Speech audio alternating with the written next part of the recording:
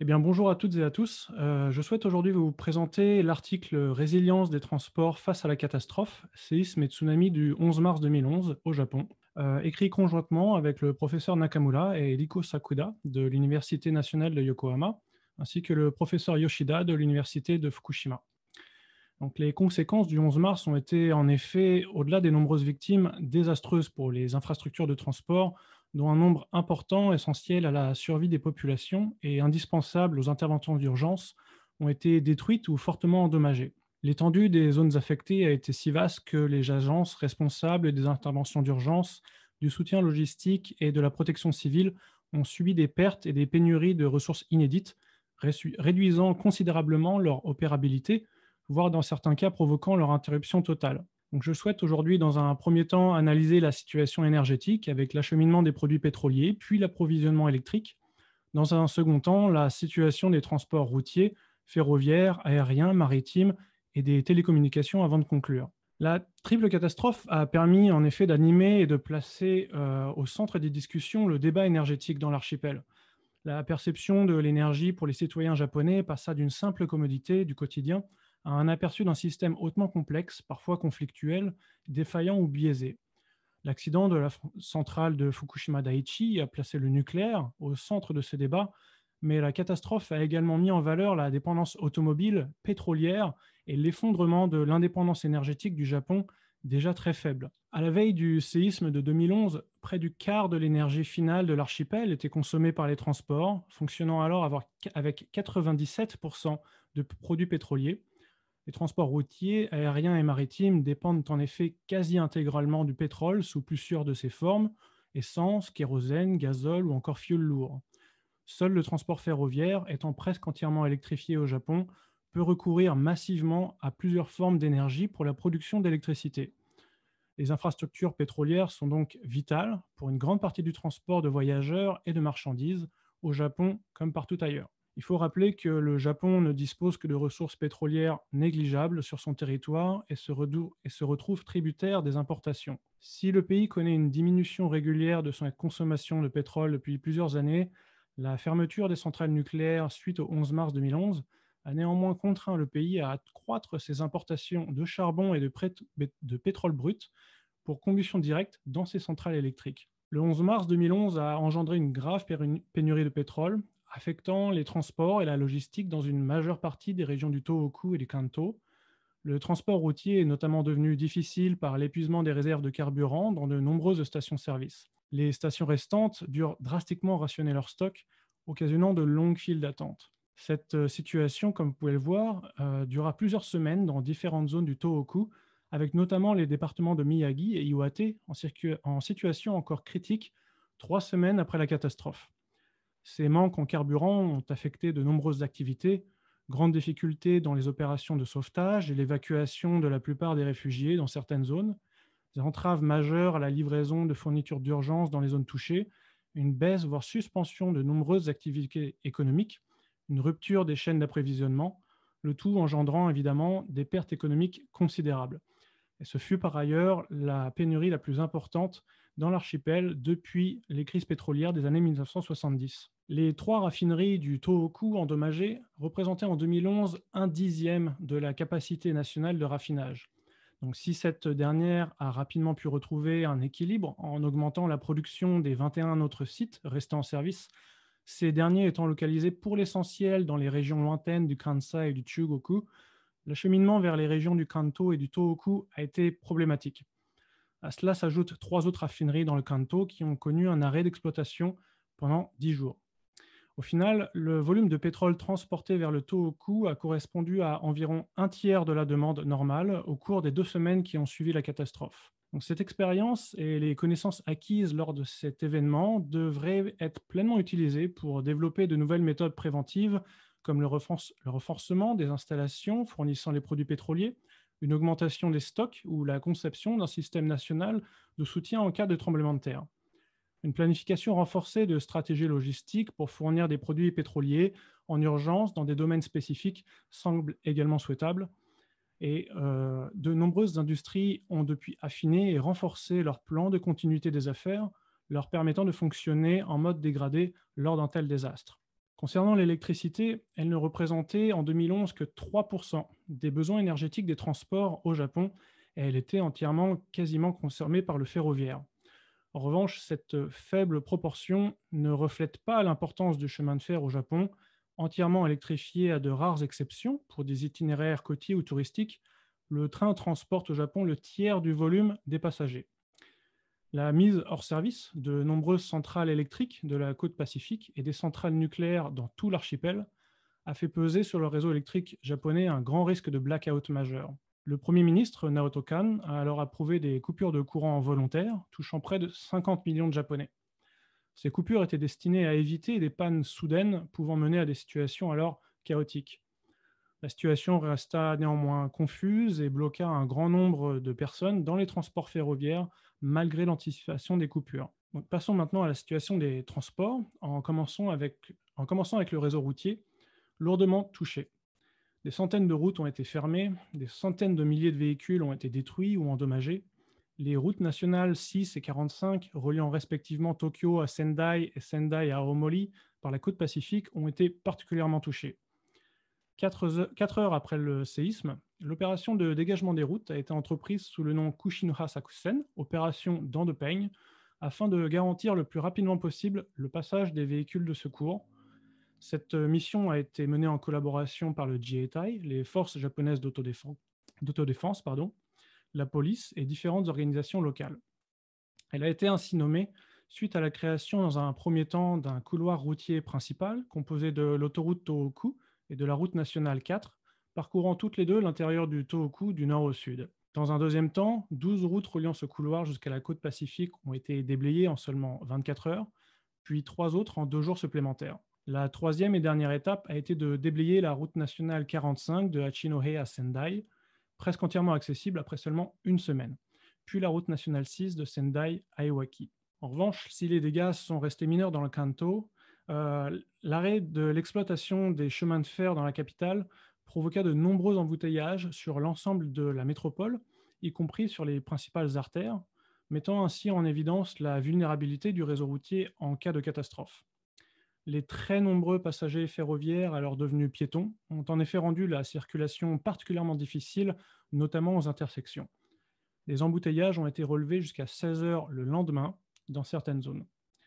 Au total, plus de 5 millions de personnes ont connu des difficultés à rentrer chez elles le soir de la catastrophe. Il est à noter que dans ce chaos, la bicyclette a représenté la seule solution de mobilité fiable pour beaucoup, qui n'ont eu d'autre choix que de rentrer chez eux en pédalant, souvent sur plusieurs dizaines de kilomètres. Les ventes ont grimpé en flèche dans tout le sud du Kanto et la plupart des magasins de vélos sont restés ouverts jusqu'au milieu de la nuit et épuisement total de leur stock. Le 11 mars rappela à beaucoup la fiabilité de la bicyclette comme moyen de transport individuel, en faisant écho au Japon d'après-guerre et son système de transport exsangue, ses routes médiocres et ses manques chroniques de carburant. Concernant le transport ferroviaire, la Japan Railway East et les autres opérateurs ferroviaires ont immédiatement interrompu l'ensemble de leurs services après le tremblement de terre.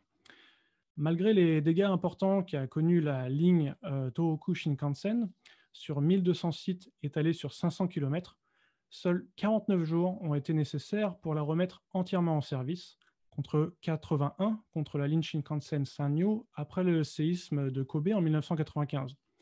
Cette rapidité inédite est due à 3 facteurs essentiels: les systèmes d'alerte synchronisés avec des systèmes de coupure de courant et de frein d'urgence sur tous les trains en circulation, les nouvelles conceptions antisismiques et de rénovation débutées en 1996 suite au séisme de Kobe l'année précédente. Ainsi, malgré l'intensité plus importante du séisme de 2011, les dégâts ont été moindres et aucun n'a été critique. Aucune pile ne se renversa comme en 1995 et aucun tunnel ne s'effondra comme en 2004. Et le troisième facteur fut l'effort exhaustif de restauration des infrastructures. Les milliers d'ingénieurs de la Tech Force, la Technical Emergency Control Force, ont pu compter sur le personnel et moyens de la Japan Railway East, de ses filiales, ainsi que d'autres entreprises partenaires, démontrant ainsi l'importance de la coopération avec le secteur privé dans les opérations d'urgence et de reprise. Les lignes de train conventionnelles ont également été sévèrement touchées, avec plusieurs milliers de sites endommagés par le séisme et le tsunami, avec notamment la ligne côtière Joban. qui a été l'une des plus sévèrement touchées.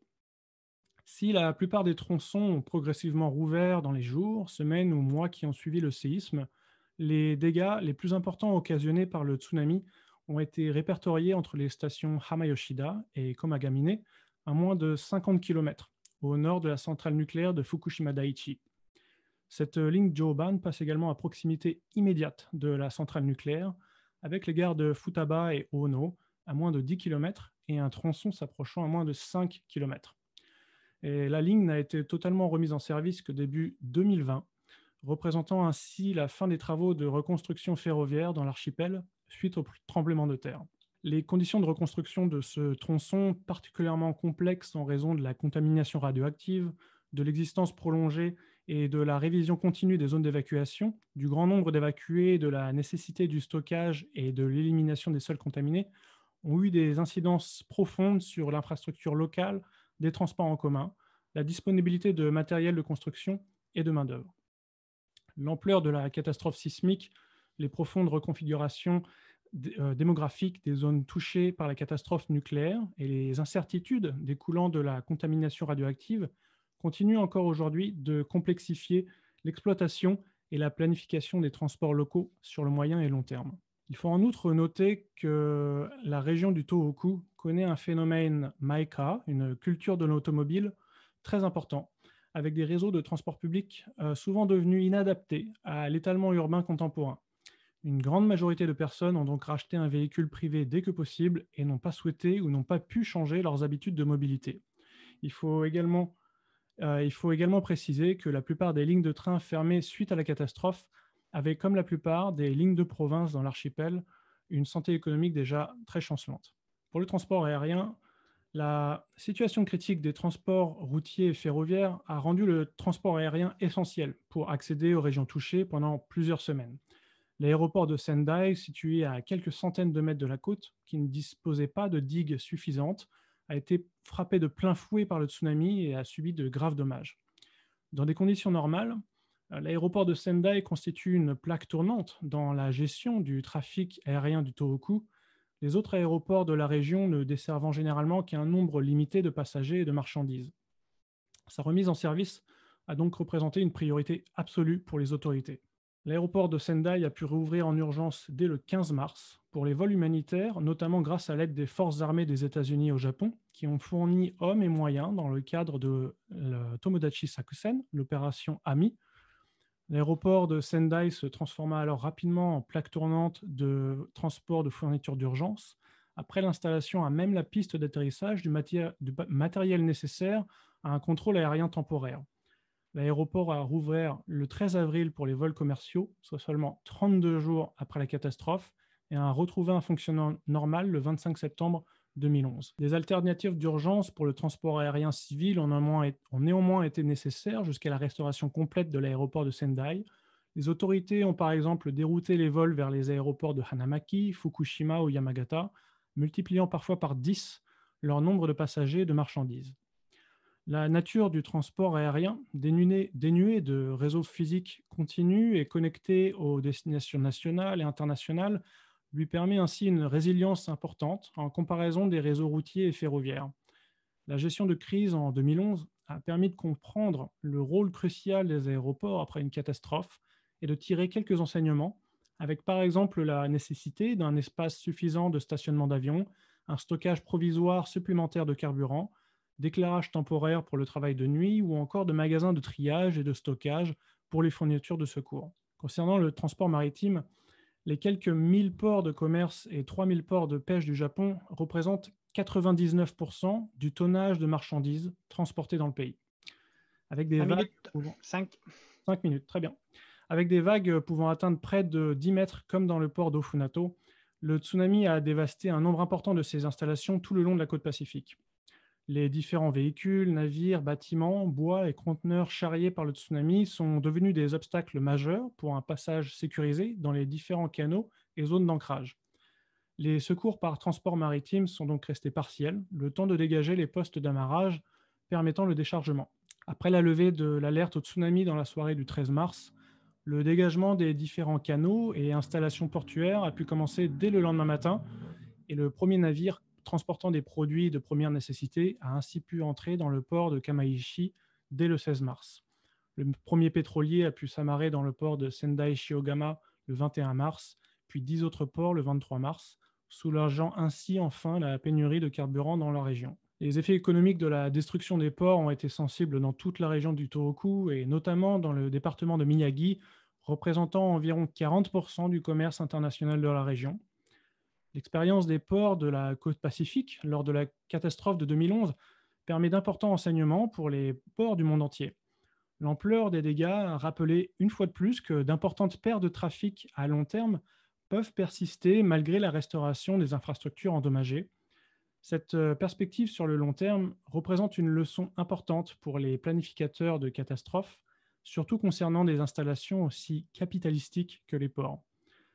Les modèles classiques des conséquences économiques des catastrophes naturelles supposent en effet un rétablissement complet une fois les dommages physiques entièrement réparés. Mais le 11 mars 2011 a pourtant montré leur obsolescence et la nécessité de nouveaux modèles pour faire face aux potentielles retombées économiques à long terme qui perdureraient au-delà de la période de reconstruction physique. Donc, passons rapidement sur les télécommunications. Des pannes importantes ont été observées dans ces équipements de télécommunications en raison notamment de pannes de courant multiples et de centres d'opérations endommagés par le tsunami. Les émetteurs ont été remis en service progressivement, mais plus d'un millier d'entre eux étaient toujours inopérants 3 semaines après la catastrophe. Il faut noter que l'application Line a gagné en popularité à ce moment-là, car le réseau Internet était bien moins impacté que les réseaux téléphoniques. Si les performances globales des différents réseaux de télécommunications sont restées convenables, compte tenu de l'ampleur de la catastrophe, de nouvelles améliorations potentielles sont apparues. Une compréhension plus fine des modes de défaillance, de planification, des interventions d'urgence sont possibles pour développer un système encore plus résilient, avec notamment le déploiement de réseaux de fibre optique depuis déployés avec des installations antisismiques plus robustes, des installations photovoltaïques et éoliennes reliées à des batteries de plus grande capacité alimentant les émetteurs. Pour conclure, de nombreux enseignements ont été tirés pour un renforcement des capacités des infrastructures de transport. Le transport est par nature interdisciplinaire et cette situation catastrophique n'a fait que mettre en valeur la nécessité d'une approche plurielle dans leur planification et modèles respectifs. La grande dépendance à l'automobile et au pétrole résultant de l'étalement urbain continu dans l'archipel a été mise en évidence par les différentes pénuries. Distinguer la réaction des autorités en 3 phases distinctes, urgence, transition et reprise, permet de mettre en évidence les défis à relever dans chaque phase.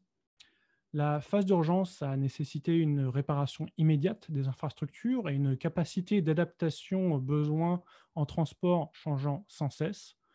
Si la plupart des initiatives nationales ont montré quelques faiblesses, les interventions locales ont globalement bien fonctionné.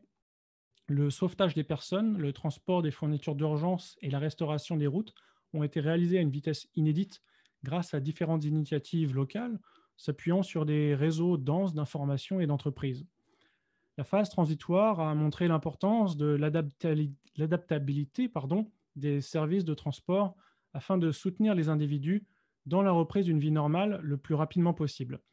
L'engagement communautaire et le capital social ont également été essentiels pour les prises de décision dans un contexte anormal, complexe et aux ressources limitées.